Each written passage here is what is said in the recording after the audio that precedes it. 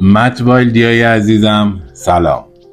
حالا که فصل گردوه، پوست سبز گردوها رو دیگه دور نریزیم که میخوایم باهاش یک قیم نثار متفاوت درست کنیم.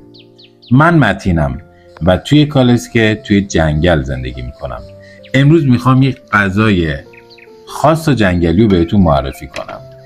این یکی از اون غذاهاییه که طعمش فوق‌العاده است. اول از همه پوست سبز گردو رو جدا میکنی.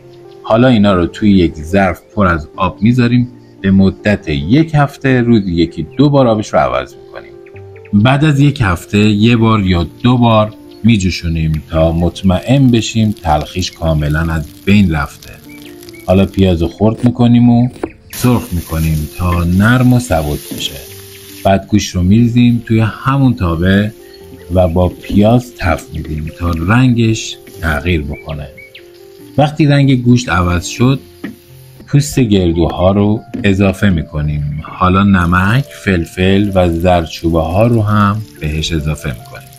خیلی ها فکر میکنن که نمک اول باعث سفت شدن گوشت میشه، ولی برعکس غذا رو خوشمزه و خوش‌طعم میکنه. حالا مقداری آب جوش اضافه میکنیم و اجازه میدیم همه چیز با حرارت پایین حدود 4 ساعت بپزه تا گوشت کاملا نرم بشه و طعم‌ها با هم خوب ترکیب بشن. یه نکته که میتونید انجام بدید اینه که توی 1 ساعت آخر پخت 1 چوب دارچین بندازید توی قابلمه.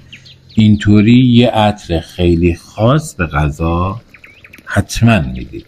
وقتی غذا آماده شد، با خلال پسته و بادوم و زرشک تزیینش میکنید و اینطوری قیم نثار خوشمزه‌تون آماده است. این غذا پر از حس خوب و طعم‌های لذیذه که حتما دوست دارید دوباره امتحان کنید. امیدوارم این دستور رو امتحان کنید و ازش لذت ببرید. یه فوت کوزه‌گری داره که حتما توی کپشن بخونید. تا ویدیوهای بعدی، خدا نگهدار.